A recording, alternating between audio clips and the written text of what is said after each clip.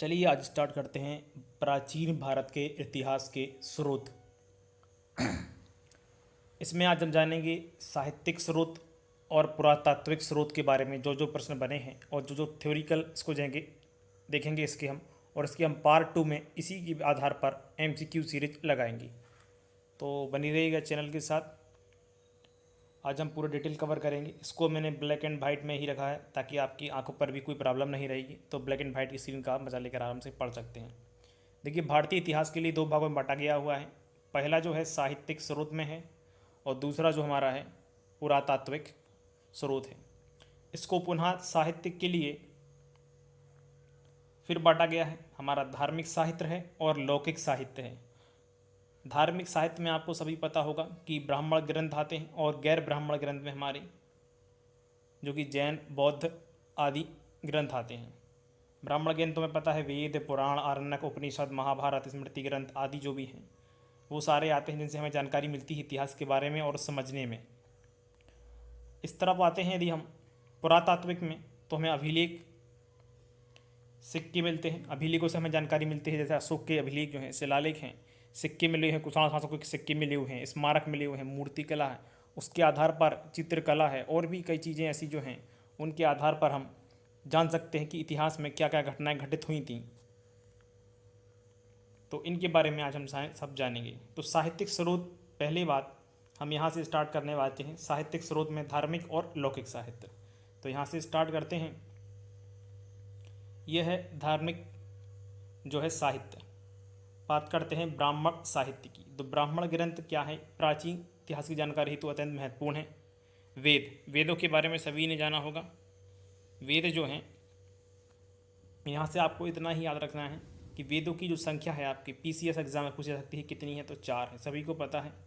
ऋग्वेद है, अथर्ववेद, यजुर्वेद और सामवेद।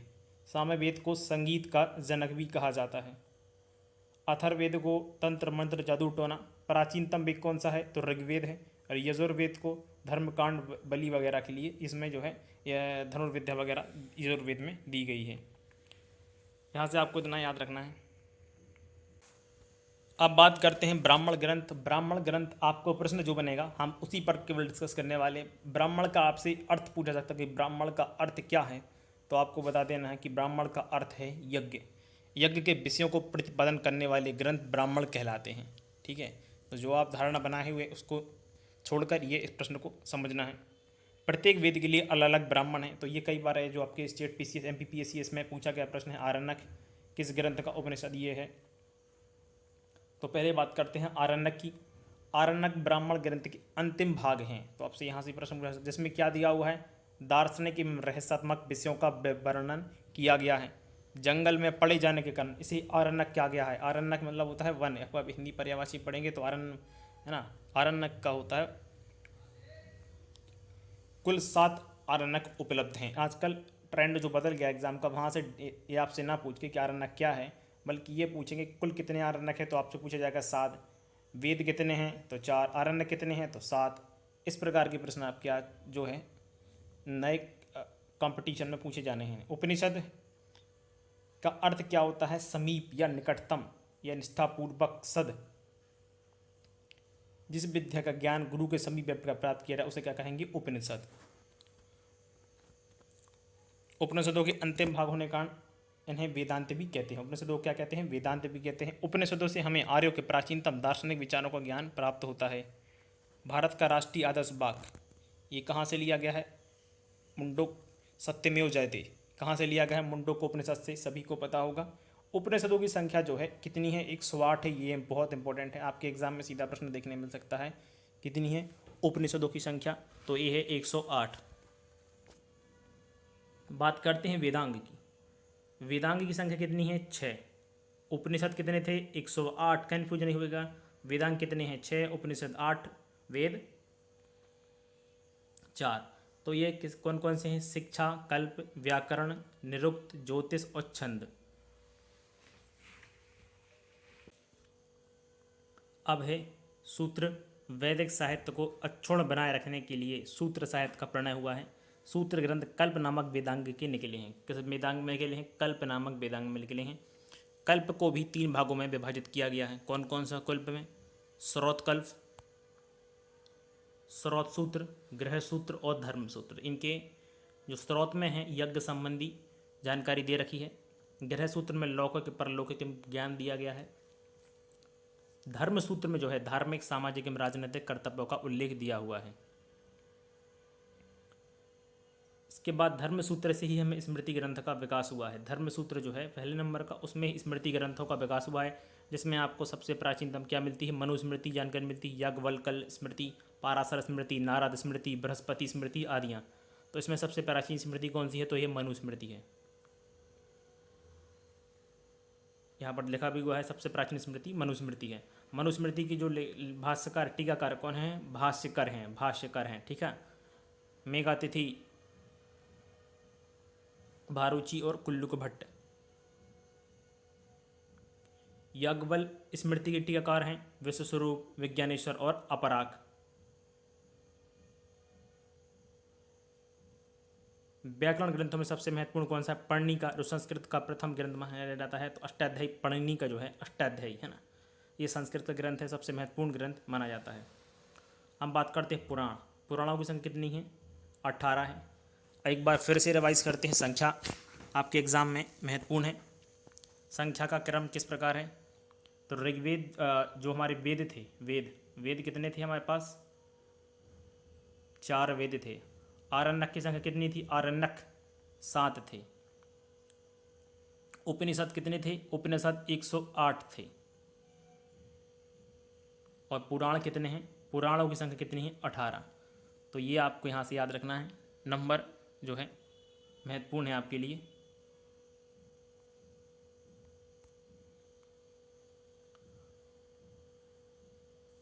पुराणों में भविष्य काल शैली में कलयुग के राजाओं का वर्णन मिलता है। मत्स्य पुराण, जैसे स्मृति में सबसे पुरानी स्मृति कौन सी स्मृति थी? मनुस्मृति। पुराणों में सबसे प्राचीन पुराण कौन सा है, प्रमाणिक है? तो यह है मत्स्य पुराण।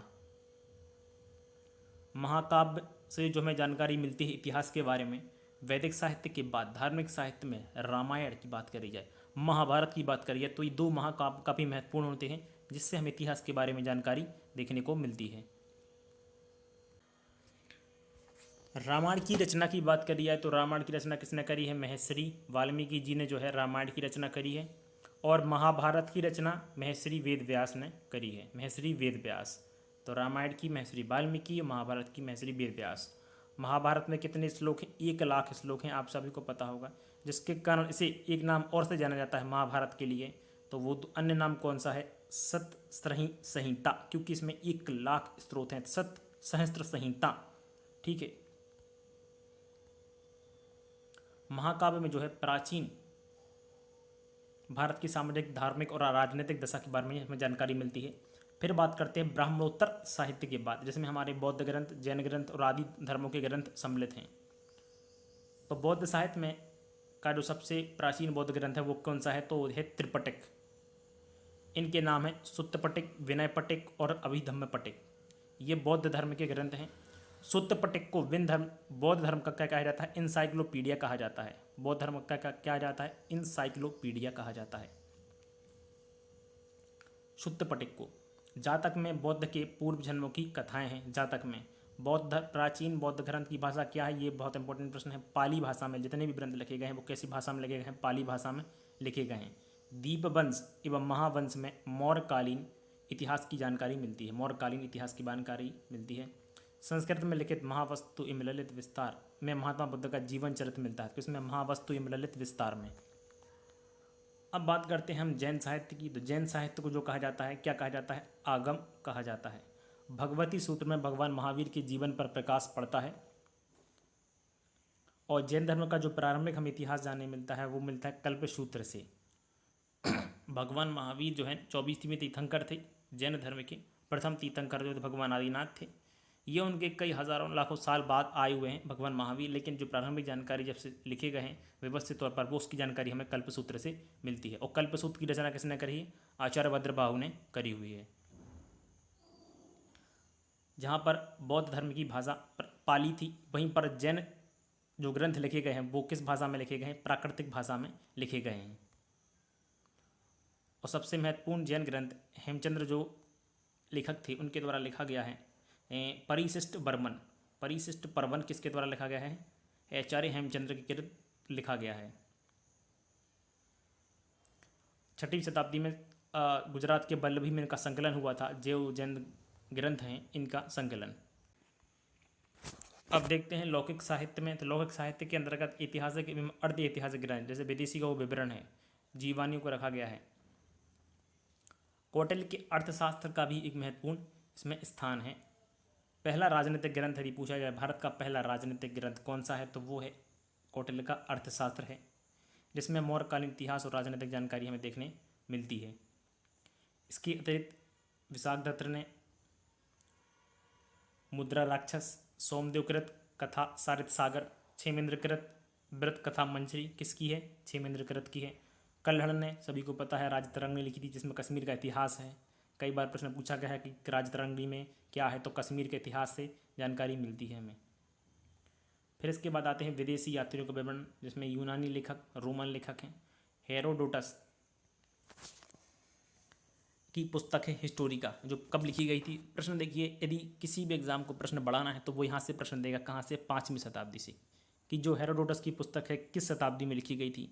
अभी हाल में ही एनटीपीसी का एग्ज़ाम हुआ था, तो उसमें आया था कि क्षत्रिय नृत्य जो कि शंकर देव द्वारा बनाया गया, तो किस शताब्दी में है। आजकल शताब्दी से प्रश्न काफ़ी आने लगे हैं, तो मंदिर हो गए, कुछ भी है, तो निर्माण काल है तो शताब्दी से प्रश्न बनते हैं, तो यहाँ से प्रश्न बनने की संभावना काफ़ी है कि किस शताब्दी में किया गया था। तो हिस्टोरी का किताब 5वीं शताब्दी में किया गया था। इसमें हमें भारत और फारस के संबंध का वर्णन देखने मिलता है कि बुक के अंदर क्या है। पहले, अब जो एग्ज़ाम आने वाले हैं उसमें ट्रेंड बदल चुका है। पहले सिर्फ लेखक और पुस्तक के बारे में पूछते थे, अब ये पूछते हैं कि पुस्तक के अंदर जो है वो क्या लिखा गया है, या उसको कितने अध्यायों में बांटा गया है, 3 में बांटा गया है, 4 में है, क्या क्या बांटा गया है। तो थोड़ा आपको डिटेल नॉलेज लेना पड़ेगा। सिकंदर के समकालीन निर्याकस, सिकंदर आया था, निर्याकस थे आनेसिक्रिटस। अरिस्टोबुलस के विवरण भी प्रामाणिक और विश्वसनीय हैं। सिकंदर के बाद लेखकों में 3 राजदूत, मेगास्थनीज, डायमेकस और डायनोसियस भी उल्लेखनीय हैं। सेल्यूकस निकेटर का एक राजदूत था मेगास्थनीज, सभी को जानकारी होगी इसके बारे में। इसकी पुस्तक है इंडिका। कौन सी पुस्तक है इसकी? इंडिका, जो मौर्यकालीन की जानकारी देती है। यहाँ से प्रश्न अच्छा बनता है, डायमेकस सीरेनरेस एंटियोकस का राजदूत, जो बिंदुसार दरबार में आया था, तो कौन आया था? एंटियोकस। किसका राजदूत था? डायमेकस सीरेनरेस एंटियोकस का राजदूत था। डायमेकस जो है आया था, नरेस एंटियोकस का राजदूत था ये।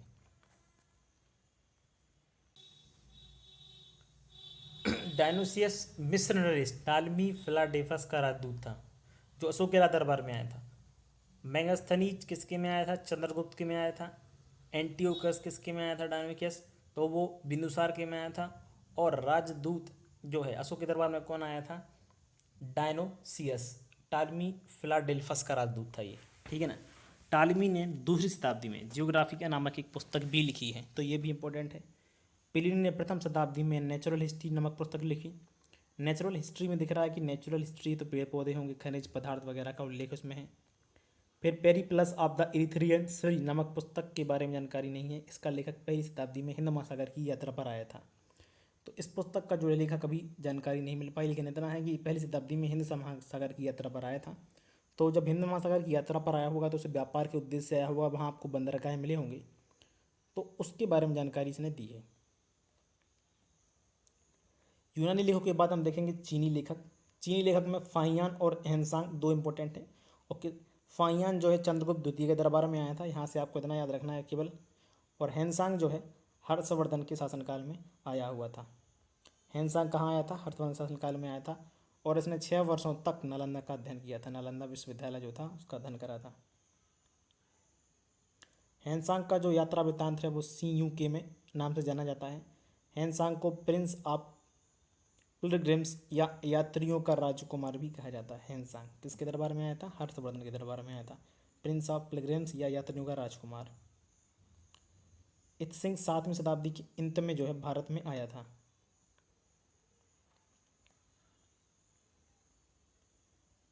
एक लेखक है मा तोआन नी, जो हर्ष के पूर्व अभियान होता था चांगजू कुआं के चोल कालीन इतिहास पर प्रकाश डाला है।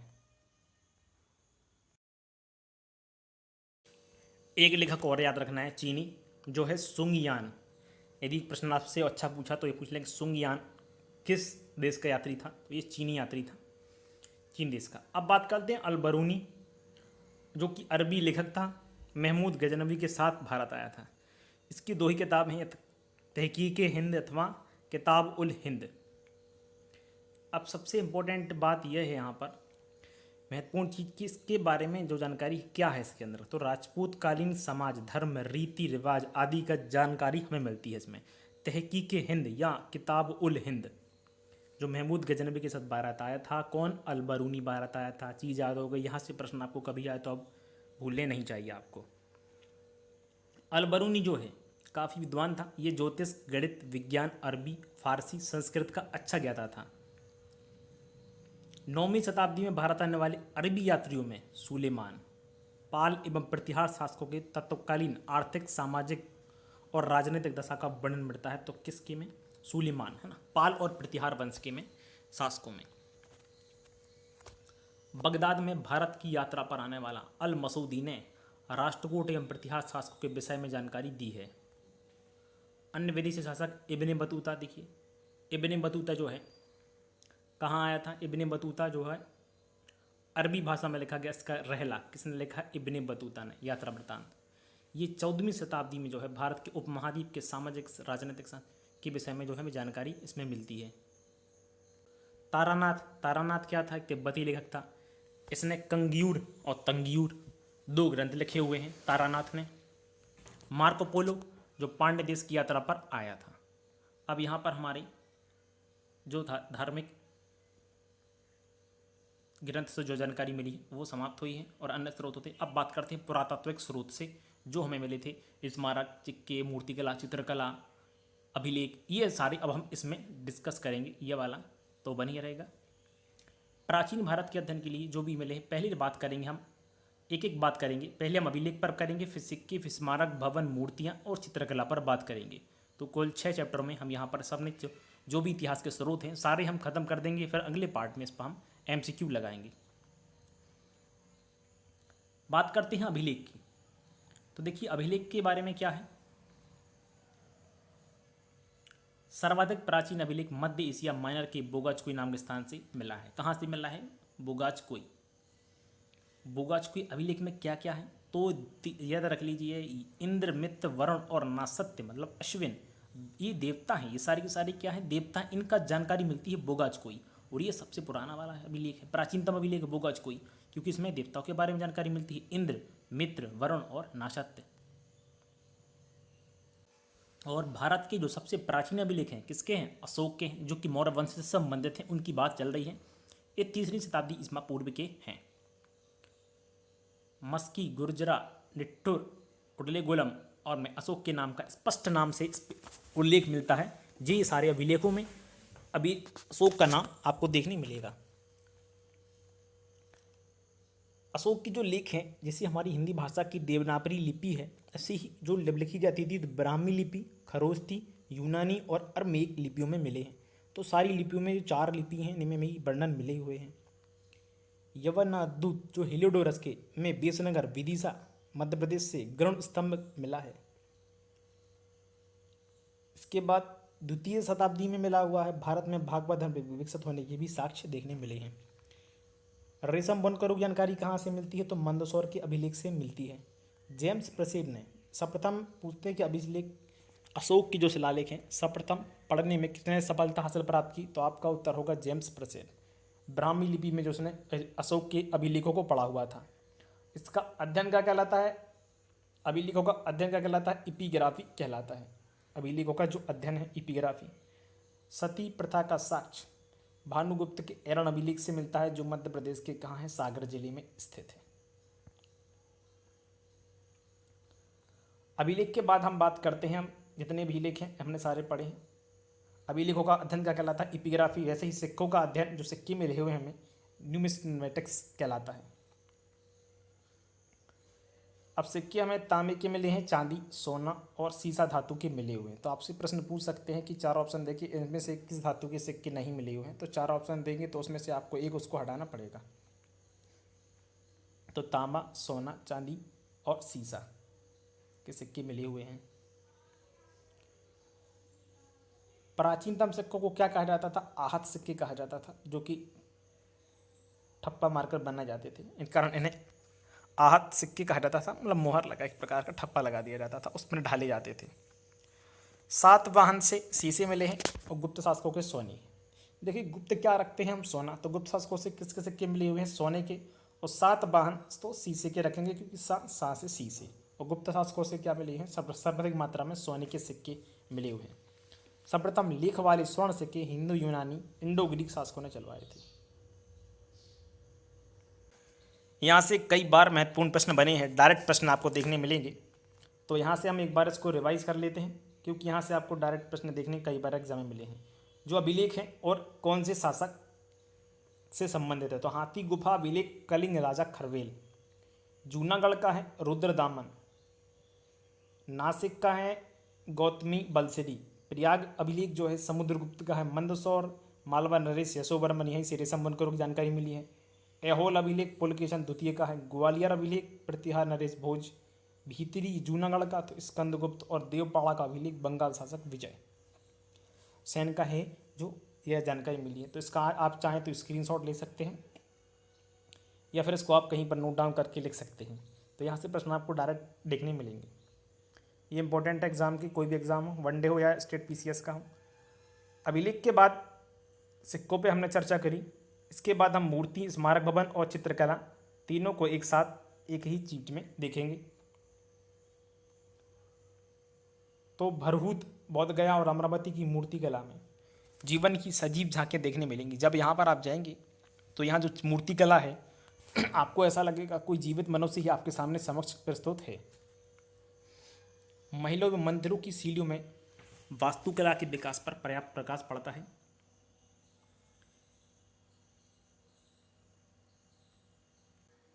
आज हमारा लेक्चर यहाँ पर समाप्त होता है। इसके बाद हम इतिहास के बारे में स्रोत जो हैं उनसे संबंधित जितने भी महत्वपूर्ण वस्तुनिष्ठ प्रश्न बनते हैं उनको देखेंगे। इसके बाद हम जानेंगे प्राचीन इतिहास के स्रोत, आदि ऐतिहासिक काल, प्राकृतिक ऐतिहासिक काल, मध्यकालीन इतिहास काल, जो भी जानकारी है सारे अगले चैप्टर में देखेंगे। इसके बाद हम इसका पार्ट 2 लाएंगे, जिसमें हम महत्वपूर्ण MCQ लगाएंगे। वीडियो कैसी लगी कमेंट करके जरूर बताएं। कोई डाउट हो तो वो आप कमेंट करके पूछ सकते हैं। साथ में टेलीग्राम ग्रुप पे ज्वाइन कर लें, इसकी PDF आपके लिए निःशुल्क उपलब्ध रहेगी। धन्यवाद।